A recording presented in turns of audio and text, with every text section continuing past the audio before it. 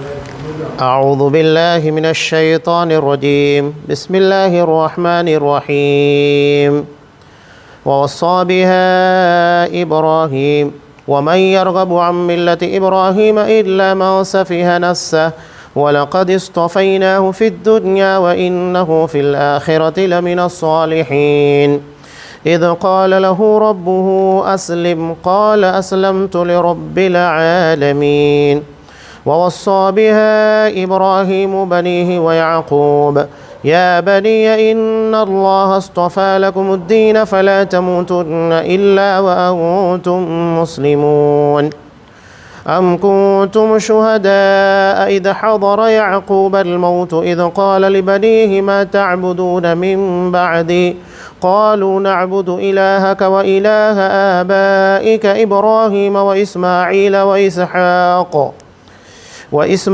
وإسحاق إلها واحدا ونحن له مسلمون تلك أمة قد خلت لها ما كسبت ولكم ما كسبتم ولا تسألون عما كانوا يعملون۔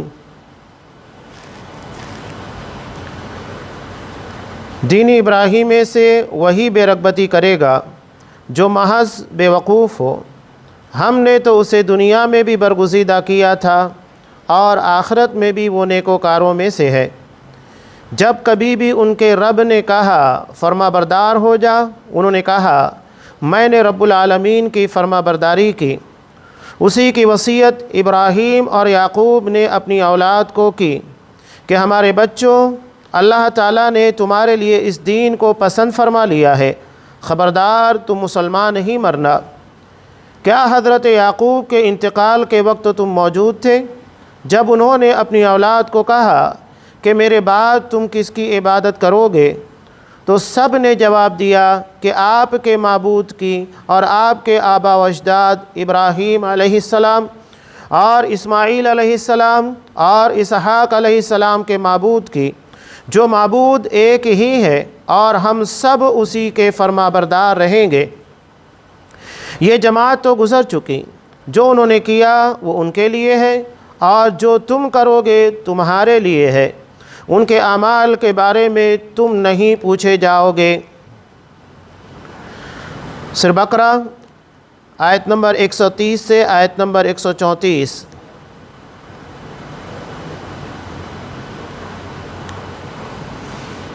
محترم سامعین، حضرت ابراہیم علیہ السلام اور حضرت اسماعیل علیہ السلام کا تذکرہ جاری ہے۔ حضرت ابراہیم علیہ السلام کو اللہ نے حکم دیا کہ وہ کعبۃ اللہ کو تعمیر کرے۔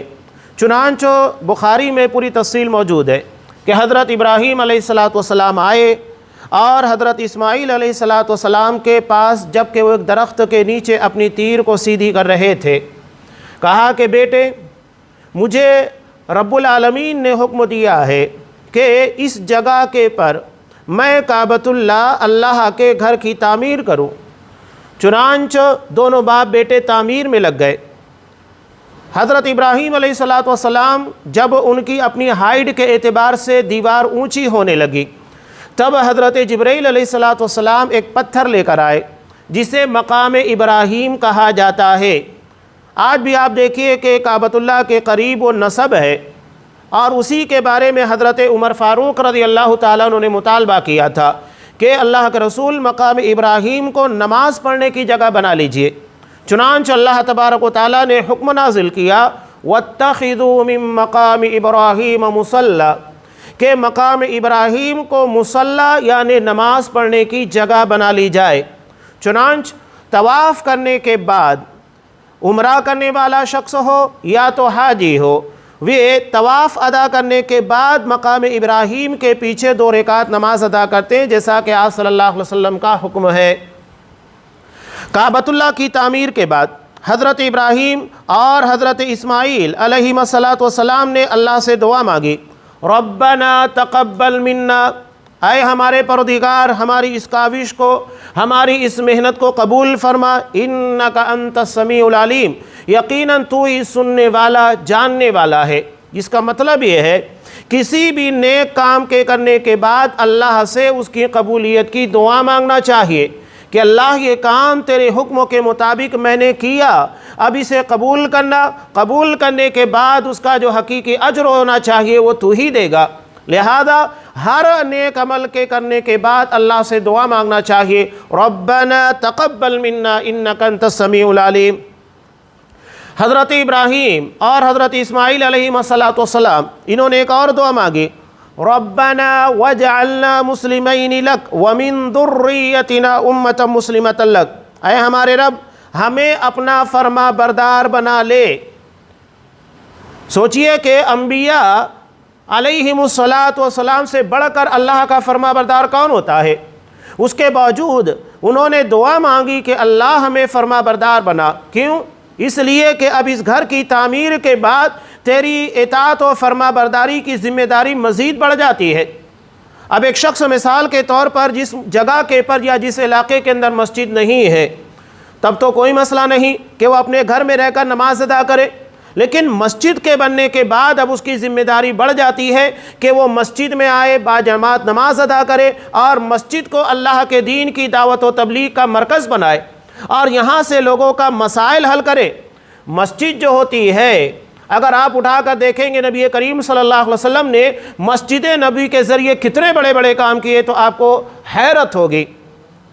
آپ نے مسجد نبوی کو عبادت گاہ کے ساتھ ساتھ لوگوں کے مسائل حل کرنے کا ذریعہ بنایا۔ یہ عدالت بھی تھی، کورٹ بھی تھی۔ آپ صلی اللہ علیہ وسلم یہاں بیٹھتے تھے اور بیٹھنے کے بعد لوگوں کے مقدمات، ان کے کیس آتے تھے، آپ انہیں سولو کیا کرتے تھے۔ یہ مسجد نبی درسگاہ بھی تھی۔ آپ صلی اللہ علیہ وسلم اصحاب صفہ جن کی تعداد گھٹتی بڑھتی رہتی، کبھی 40، کبھی 50، 60، 70، 100 کے آس پاس چلی جاتی، یہ وہ نادار اصحاب کرام تھے جن کے پاس کچھ نہیں تھا۔ یہ باہر محنت مزدوری کرتے، بقیہ تمام اوقات آپ صلی اللہ علیہ وسلم کے پاس رہ کر دین کی تعلیم حاصل کرنے میں لگایا کرتے تھے۔ تو یہ درسگاہ بھی تھی اور یہ بہترین سوشل ورکنگ کی جگہ بھی تھی۔ یہیں پر بیت المال جمع ہوتا اور لوگوں کی ضرورت کے تحت ان کے درمیان تقسیم کیا جاتا تھا۔ آپ صلی اللہ علیہ وسلم نے مسجد نبی کو قید خانے کے طور پر بھی استعمال کیا۔ جب طائف کے سردار حضرت ثمامہ بن اسال رضی اللہ تعالیٰ عنہ، جو آپ صلی اللہ علیہ وسلم اور اصحاب کرام کے تعلق سے ہر رسائی کر رہے تھے اور مستقل ایسی باتیں کر رہے تھے جو آپ صلی اللہ علیہ وسلم اور اصحاب کرام کے لیے انتہائی بری تھی، نازیبہ کلمات کے پر مشتمل تھی، تو آپ نے صحابہ کو کہا کون ہے جو انہیں قیدی بنا کر لے کر آئے؟ کچھ اصحاب کرام گئے اور انہیں لا کر مسجد نبی کے کھمبے سے باندھ دیا۔ 3 دن تک آپ صلی اللہ علیہ وسلم انہیں مسجد نبی کے اندر رکھے ہوئے تھے اور ایک ہی سوال کرتے کہ ثمامہ کیا حال ہے؟ تو وہ کیا جواب دیتے تھے؟ جواب ایک ہی دیتے تھے، ان تقتل ذا دمین، کہ اگر آپ میرا مرڈر کرنا چاہتے ہیں، مجھے مار دینا چاہتے ہیں، تو یہ مت سمجھنا کہ میرا انتقام لینے والے اور میرے قتل کا بدلہ لینے والے کوئی نہیں ہے، بہت تلواریں ہیں جو تمہارے خلاف اٹھے گی۔ یعنی وہ کھلے طور پر دھمکی دیتے تھے۔ وَإِن تُنِعْمْ تُنِعْمْ عَلَىٰ شَاكِرٍ، لیکن اگر آپ میرے ساتھ احسان کریں گے، یعنی بغیر کچھ کیے وہ مجھے چھوڑ دیں گے، تو آپ یہ بھی مت سمجھو کہ میں اتنا گیا گزرا ہوں کہ آپ کے احسان کا بدلہ نہیں چکاؤں گا۔ ہاں، اور اگر آپ مجھے پکڑ کر قیدی بنا کر کچھ مال وصول کرنا چاہتے ہیں، وَإِن تُرِيدُ الْمَالَ فَاسْأَلْ تُعْطَىٰ، مانگو کتنا مال چاہیے اتنا مال تمہیں دیا جائے گا۔ آپ صلی اللہ علیہ وسلم مسکراتے ہوئے چلے جاتے۔ 3 دن کے بعد انہیں آزاد کر دیا۔ آزاد کرنے کے بعد سوچئے کہ ایک قیدی جسے آزاد کیا گیا اور وہ بھی بڑا مجرم تھا، چھوٹا موٹا مجرم نہیں تھا، نبی کی شان میں نازیبہ باتیں کہنے والا، اب انہیں جیسے ہی آپ صلی اللہ علیہ وسلم نے بغیر کچھ کیے ہوئے آزاد کیا، سیدھے گئے، غسل کیا، واپس نبی کی خدمت میں آئے اور آنے کے بعد کہا کہ اللہ کا رسول، آج کے پہلے میری نگاہ میں اگر کوئی سب سے برا چہرہ تھا تو وہ آپ کا تھا، اور آج کے بعد اگر میری نگاہ میں سب سے حسین، خوبصورت اور پسندیدہ چہرہ کسی کا ہے تو وہ آپ کا ہے۔ یعنی انسان کے ذہن و دماغ میں جب نفرتیں بھر دی جاتی ہے تو اس کے دیکھنے کا نظریہ بدل جاتا ہے، اور جب وہ نفرتیں صاف کر دی جاتی ہے تو انسان کے دیکھنے کے نظریے میں تبدیلی واقع ہو جاتی ہے۔ یہی معاملہ ہے۔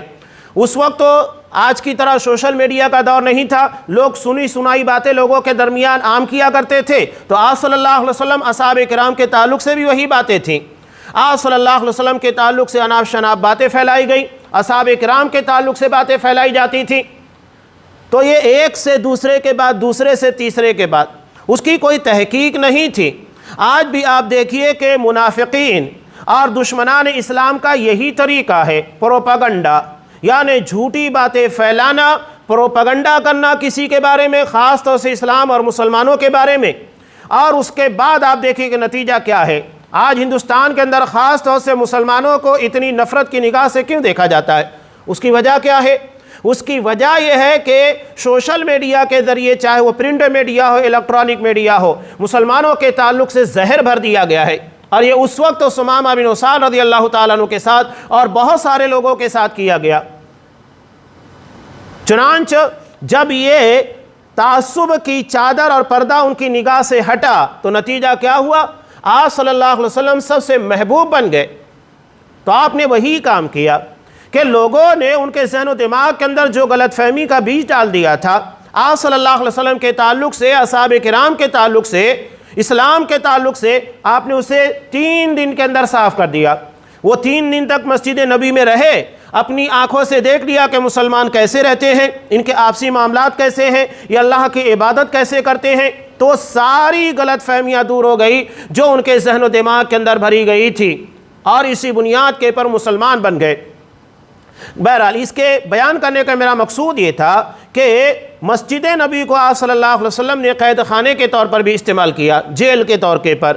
بہت ساری چیزیں آپ دیکھیے کہ آپ نے مختلف قسموں کی ایکٹیویٹیز مسجد نبی کے اندر ادا کی۔ تو مسجد صرف عبادت کی جگہ نہیں ہے، بلکہ یہ بہترین درسگاہ ہے، یہ بہترین عدالت ہے، یہ بہترین یونیورسٹی ہے، یہ بہترین سوشل ورکنگ کرنے کی جگہ ہے۔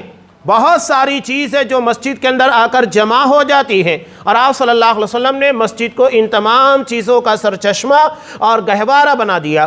حضرت ابراہیم علیہ السلام نے اسی لیے مسجد کی تعمیر یعنی کعبۃ اللہ کے تعمیر کرنے کے بعد اللہ سے دعا مانگی، ربنا وجعلنا مسلمین لک، پروردگار تو ہمیں تیرا فرما بردار بنا، تیری اطاعت کرنے والا، تیری فرما برداری کرنے والا بنا، اور ہماری امت میں سے بھی، ہماری ذریت میں سے بھی ایک جماعت جو تیری عبادت کرنے والی، تیری اطاعت گزار ہو۔ اب دیکھیے ان لوگوں نے کعبۃ اللہ کو تعمیر کیا، اب تعمیر کرنے کے بعد اللہ سے دعا مانگ رہے ہیں، وَأَرِنَا مَنَاسِكَنَا، اللہ تو ہمیں اپنی عبادت کے طریقے سکھا، یعنی عبادت ہم اپنی مرضی سے، اپنے طور طریقے سے نہیں کر سکتے، ہمارا جیسا جی چاہے ویسے کریں گے، جب چاہے تب کریں گے، نہیں، عبادت اللہ تبارک و تعالیٰ بتائے گا اس کا طریقہ اور اس کا وقت، کیسے ادا کرنا ہے، کس طرح ادا کرنا ہے، اور کہاں ادا کرنا ہے، کب ادا کرنا ہے، یہ سب کے سب اللہ تبارک و تعالیٰ بتائے گا۔ تو نبی جب عبادت کے معاملے میں اپنی نہیں چلا سکتا تو بہت سارے لوگ عبادت کے معاملے میں اپنی کیوں چلاتے ہیں، چاہے وہ قرآن خوانی کے نام کے پر ہو یا بہت ساری بدعت اور خرافات کے نام کے پر، جو کہ آپ صلی اللہ علیہ وسلم اور اصحاب کرام نے کی ہی نہیں۔ تو عبادت یہ اللہ تبارک و تعالیٰ کے حکموں کے مطابق جیسے جس وقت بتایا گیا ہے اسی طرح ادا کرنا ہے۔ وَأَرِنَا مَنَاسِكَنَا وَتُبْ عَلَيْنَا، اور ہماری توبہ کو قبول فرما۔ توبہ قبول کرنے کا، عبادت کے بعد توبہ کا مطلب کیا ہے؟ کہ اللہ ہم تیری عبادت کر رہے ہیں لیکن اس عبادت کا جو حق ہونا چاہیے وہ حق ہم نہیں ادا کر سکتے، لہذا اس میں جو خامیاں رہ گئی، کوتاہیاں ہیں، سستی ہو گئی ہے، تو اس بارے میں تو ہماری توبہ کو قبول فرما، اس کے بارے میں ہماری باز پر سنا کر، انک انت التواب الرحیم، یقیناً تو بڑا توبہ قبول کرنے والا، بڑا رحم کرنے والا ہے۔ یعنی توبہ قبول کرنے کے بعد رحم کا مطلب یہ ہے کہ اللہ گناہوں کو معاف کر دے، اور معاف کرنے کے بعد اللہ ہمیں اپنی طرف سے مزید نیکیاں عطا فرمائے۔ اور اس کی ایک تشریح اور بھی ہوتی ہے، جیسا کہ غفور رحیم کے ضمن میں اکثر میں بیان کرتے رہا ہوں، کہ اللہ گناہوں کو قیامت کے دن بخشنے کے ساتھ اسے نیکیوں میں تبدیل کر دے گا، جیسا کہ نسائی کی روایت کے اندر ہے کہ ایک بندے کو اللہ اپنے قریب کرے گا، اس کے کچھ گناہوں کے بارے میں تذکرہ کرے گا، بندہ ڈرتے ڈرتے اقرار کرے گا کہ ہاں اللہ یہ گناہ میں نے کیے تھے، تو اللہ کہے گا دیکھ میں نے تیرے اس گناہ کی سزا تجھے دنیا میں نہیں دی، جا آج میں تیرے گناہ کو بخش دے رہا ہوں۔ یہ ہے اللہ تبارک و تعالیٰ کی صفت غفوریت، یعنی اللہ گناہوں کو بخش دے رہا ہے۔ اور اس کے بعد رحم کیا ہے؟ رحم یہ ہے کہ اللہ کہے گا کہ میں نے تیرے ان گناہوں کو دنیا میں بھی اس کی سزا نہیں دی، معاف کر دیا، بخش دیا، اب میں تیرے ان گناہوں کو نیکیوں میں تبدیل کر رہا ہوں، یعنی جتنے گناہ تھے انہیں نیکیوں میں کنورٹ کر دیا گیا، اور اس کی بنیاد کے پر اللہ کے اجر ملے گا۔ یہی دراصل اللہ کی رحمت ہے، یہی اللہ کی صفت رحمت ہے، یعنی ہمیں اپنی غلطی کی سزا نہیں ملنا بلکہ ان گناہوں کو نیکیوں میں تبدیل کر کے اجر عطا فرمانا، یہ اللہ کا بہت بڑا رحم و کرم ہے۔ اس کے بعد حضرت ابراہیم علیہ السلام نے ایک اور دعا مانگی، بہت پیاری دعا۔ اب یہ مسجد ہے، مثال کے طور پر مسجد بنا دی گئی، مسجد بنانے کے بعد جب تک بنانے والے لوگ موجود ہیں اس کی دیکھ ریکھ ہو رہی ہے، جو مسجد کی تعمیر کرنے والا، مسجد کے لیے محنت کرنے والا اور لوگوں کو جوڑنے والا ہوتا ہے، ابتدا میں اسے مسجد کے تعلق سے کچھ زیادہ ہی احساس ہوتا ہے، اور وہ چاہتا ہے کہ میرے مرنے کے بعد بھی یہ جگہ اسی طرح آباد رہے، اسی طرح لوگ یہاں آ کر عبادت کرتے رہیں، اسی طرح دین کا کام یہاں سے چلتا رہے۔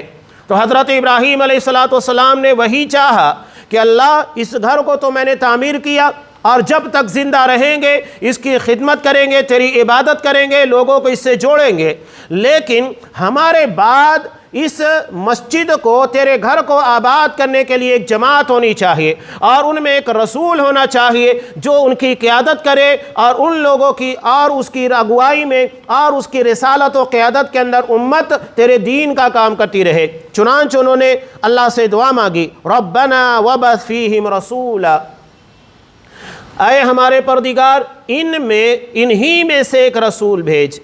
انہی میں سے مطلب کیا ہے؟ یعنی جو انہی میں کا، انہی لوگوں کی برادری اور قبیلے کا ہو۔ آپ صلی اللہ علیہ وسلم قریش کے تھے، جو کہ مکہ کی سب سے بڑی برادری مانی جاتی تھی، سب سے بڑا قبیلہ مانا جاتا تھا، اور اسی قبیلے کے آپ صلی اللہ علیہ وسلم ایک فرد تھے۔ تو یہ دعا کا مطلب وہی تھا۔ اب یہ دعا میں آگے انہوں نے اور کیا کہا؟ یتلو علیہم آیاتک، جو تیرے کلام کی آیتیں ان لوگوں پر تلاوت کرے، وَيُعَلِّمُهُمُ الْكِتَابَ وَالْحِكْمَةَ، اور انہیں کتاب اور حکمت کی تعلیم دے۔ کتاب سے مراد قرآن مجید ہے، اور حکمت سے مراد جیسا کہ قرآن مجید میں عمومی طور کے پر کتاب و حکمت آتا ہے، تو اس سے نبی کریم صلی اللہ علیہ وسلم کی احادیث مراد ہے، اس لیے کہ قرآن کو سمجھنے کے لیے سب سے بہترین ذریعہ آپ صلی اللہ علیہ وسلم کے فرامین اور آپ صلی اللہ علیہ وسلم کی احادیث ہے، اس لیے کہ قرآن آپ پر نازل ہوا، قرآن جتنا بہتر آپ سمجھ سکتے کوئی نہیں سمجھ سکتا، لہذا قرآن کی جو تشریح آپ کریں گے وہ سب سے معتبر تشریح ہوگی، اور اسی کو یہاں حضرت ابراہیم نے دعا کے اندر استعمال کیا کہ وَيُعَلِّمُهُمُ الْكِتَابَ وَالْحِكْمَةَ، وہ انہیں کتاب یعنی قرآن مجید، حکمت یعنی حدیث کی تعلیم دے، وَيُزَكِّيهِمْ، اور ان کا تزکیہ کرے۔ تزکیہ کا مطلب ہوتا ہے گناہ، غلطی، خطا یا دین سے دوری کے جو بھی اسباب پائے جاتے ہیں، ان تمام اسباب کو ختم کر کے دین سے قریب کرنے والا عمل۔ تزکیہ کا مطلب یوں سمجھ لینا چاہیے چمکانا، جیسا کہ ہم اپنی گاڑیوں کی صفائی کرتے ہیں، اپنے بدن کی صفائی کرتے ہیں، ہمارے بدن کے پر اگر گندگی لگ جائے صفائی کرنے سے بدن صاف ہو جاتا ہے، کپڑے کے پر گندگی لگ جائے دھلائی کرنے کے بعد صاف ہو جاتا ہے، اور دیگر جگہوں کے پر مکان ہے، دکان ہے، گاڑیاں ہیں، اس کے پر بھی گندگی لگے صفائی کرنے کی بنیاد کے پر ساری گندگیاں دور ہو جاتی ہیں۔ تو یہی تزکیہ ہے کہ انسان کے پر گناہ کی شکل میں جو دھبے لگ رہے ہیں، ان دھبوں کی صفائی توبہ استغفار کے ذریعے اور ان سے دوری اختیار کر کے کی جائے۔ انک انت العزیز الحکیم، اور تو بڑا غالب ہے، حکمت والا ہے۔ اب اس کے بعد قرآن مجید کہہ رہا ہے وَمَن يَرْغَبُ عَن مِّلَّةِ ابراہیم، کہ جو بھی دین ابراہیمی سے بے رغبتی کرے گا، منہ موڑے گا، إِلَّا مَن صَفِيَ نَفْسَهُ، تو وہ محض بیوقوف ہوگا۔ یہ تمام لوگوں کے لیے ہے، یہ یہود اور نصارہ کے لیے بھی جو دعویٰ کرتے تھے کہ ہم حضرت ابراہیم علیہ السلام کے خانوادے کے لوگ ہیں، ان کے دین، ان کے ملت، ان کے طور طریقے پر چلتے ہیں، اور ساتھ ہی ساتھ مشرکین مکہ کے لیے بھی بہت زبردست تنبیہ ہے کہ تم دعویٰ کرتے ہو حضرت ابراہیم علیہ السلام کے تعلق سے، حالانکہ انہوں نے جو دعائیں مانگی اور جو کام کیے وہ تمہارے عمل اور تمہارے طریقے سے بالکل خلاف ہے۔ اب یہاں حضرت ابراہیم علیہ السلام کی دعا کا مطلب کیا ہے؟ حضرت ابراہیم تو باقاعدہ محمد رسول اللہ صلی اللہ علیہ وسلم کے لیے دعا کیے کہ اللہ ان لوگوں میں انہی کا ایک نبی مبعوث فرما، اور تم اس نبی کو ہی نہیں مانتے، نہ یہود مان رہے ہیں، نہ نصارہ مان رہے ہیں، اور نہ ہی مشرکین مکہ آپ صلی اللہ علیہ وسلم کی رسالت کو تسلیم کر رہے ہیں۔ تو یہ بہت بڑا سوال ہے۔ ایک طرف حضرت ابراہیم علیہ السلام سے اپنا تعلق، اپنی نسبت، اور دوسری طرف انہی کے مطالبات اور ان کی دعا کی برکت سے آنے والے نبی کی مخالفت۔ تو یہ حضرت ابراہیم علیہ السلام سے تمہاری کیا نسبت ہے جب کہ تم ان کی دعا کی مخالفت کرنے والے، ان کے طور طریقے، ان کے عقیدے کے خلاف جانے والے؟ تو یہ کیسے ممکن ہے کہ تم ملت ابراہیمی پر چلنے والے ہو ہی نہیں سکتا۔ اب یہاں ایک بات کی میں ضمناً تشریح کر دوں۔ قرآن مجید میں 3 الفاظ استعمال ہوتے ہیں۔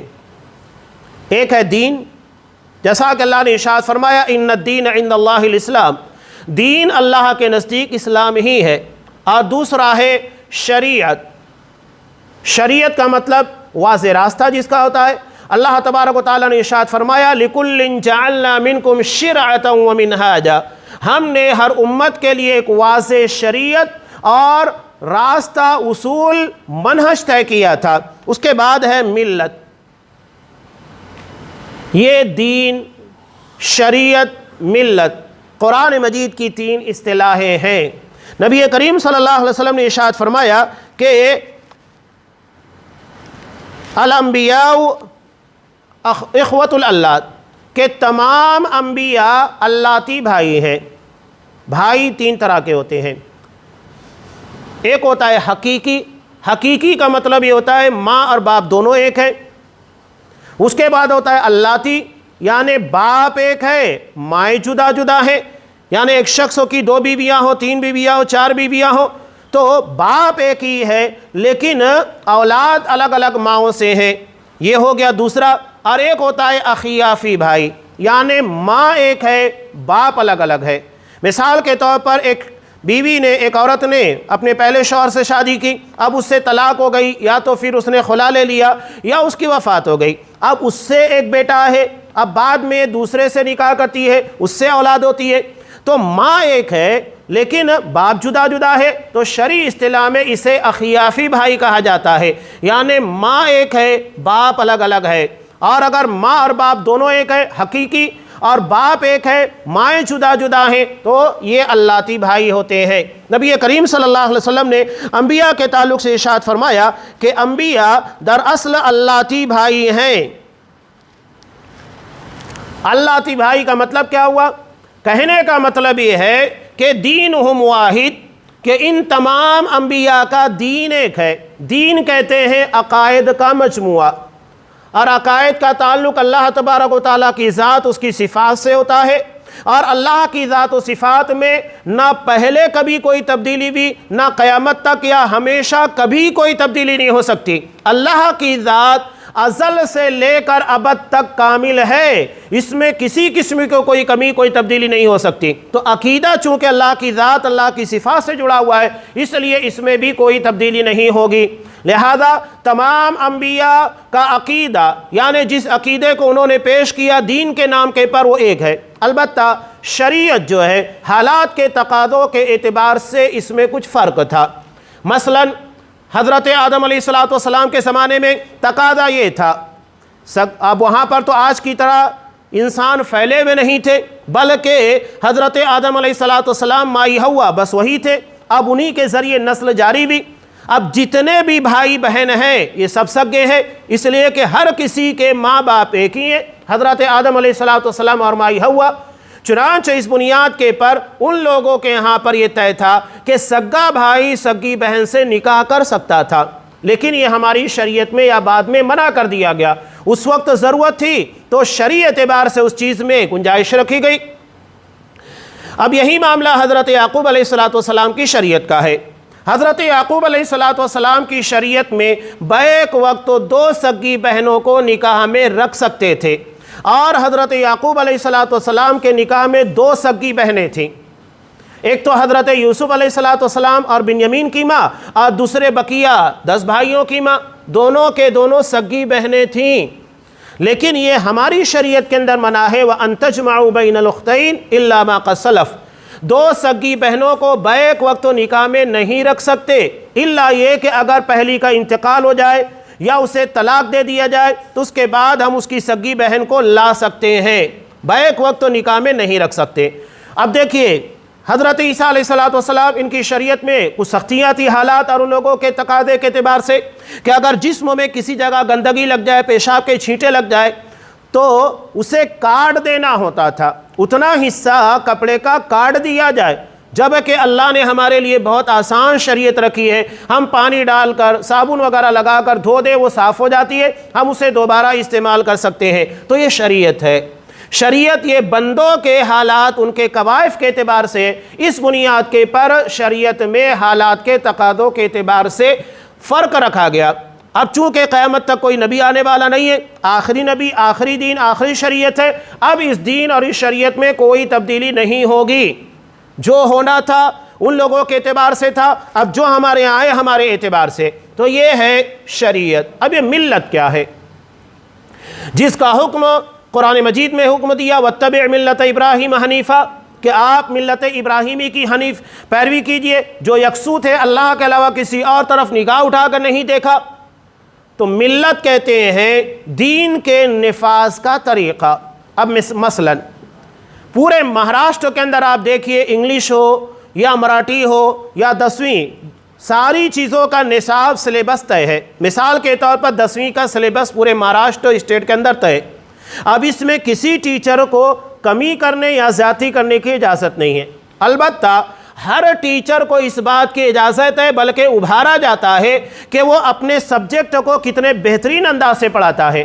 تو یہی معاملہ دراصل دین اور شریعت کو بہترین طریقے سے نافذ کرنا یہ ملت ہے. اسی لیے قرآن نے کہا کہ حضرت ابراہیم علیہ السلام کی ملت، یعنی جس طریقے سے انہوں نے اللہ کے دین کو سمجھانے کی کوشش کی، آپ بھی اسی کی پیروی کیجیے. آپ دیکھیے کہ کیا کچھ نہیں کیا حضرت ابراہیم علیہ السلام نے اللہ کی توحید کو سمجھانے کے لیے.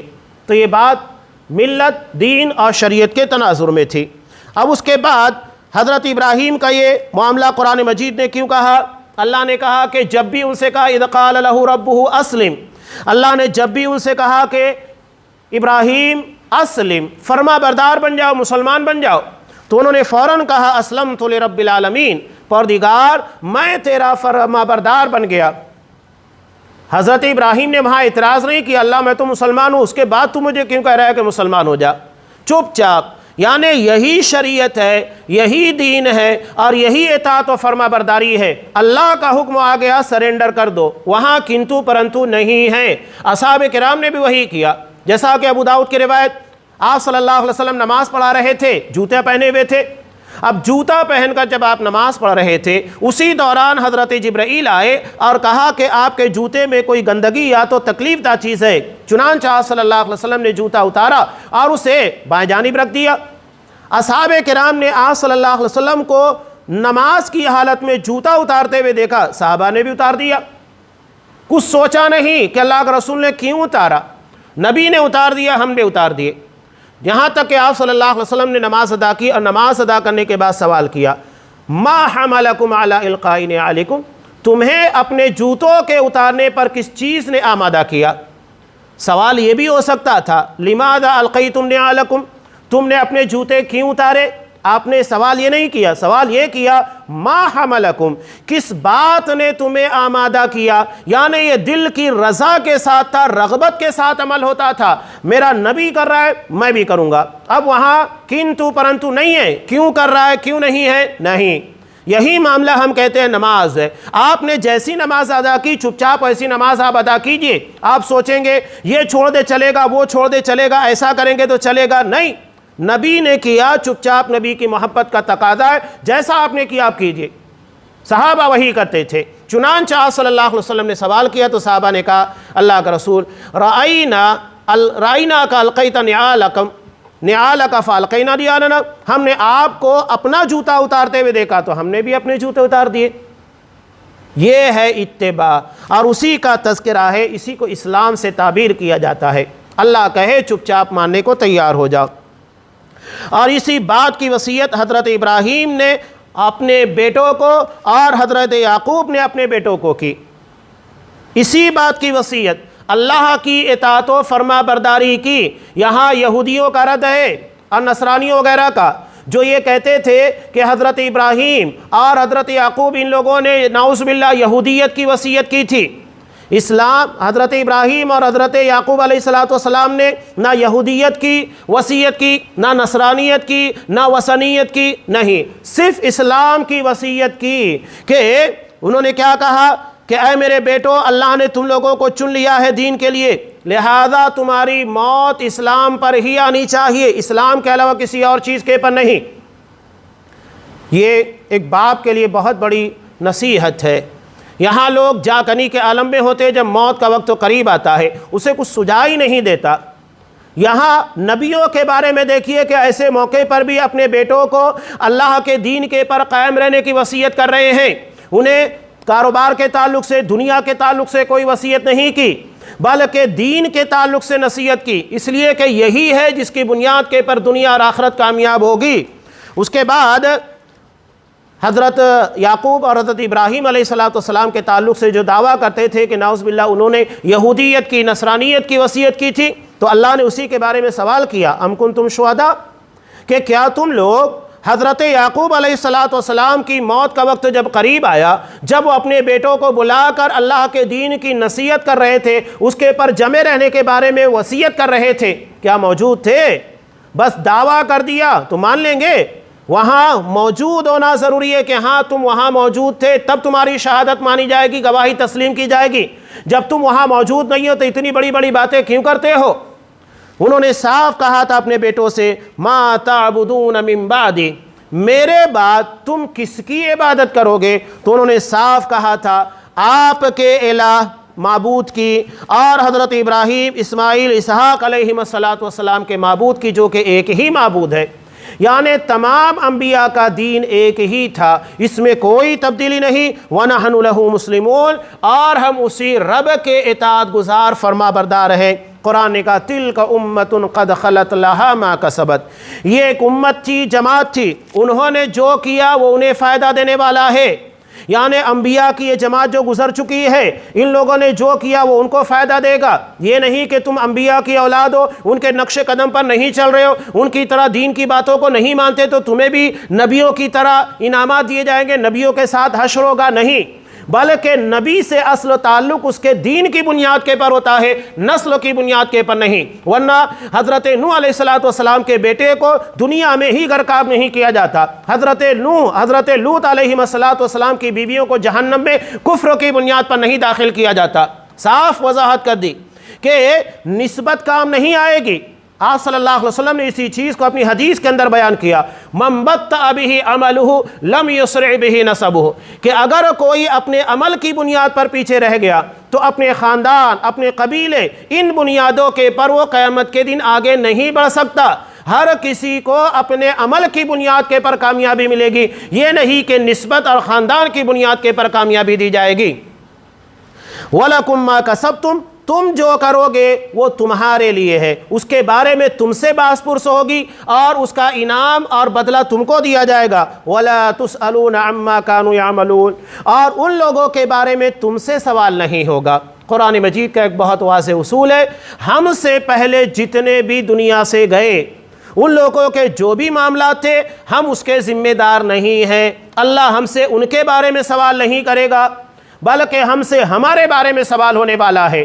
تو یہ قرآن مجید کا بالکل واضح اصول ہے، اور خاص طور سے اصحاب کرام کے تعلق سے بھی عموماً یہ آیت پیش کی جاتی ہے۔ اصحاب کرام کے درمیان کے بھی جو معاملات تھے، صاف قرآن مجید کہہ رہا ہے کہ ان کے بارے میں تم سے سوال نہیں ہوگا، وہ خود اپنا جواب دینے والے ہیں۔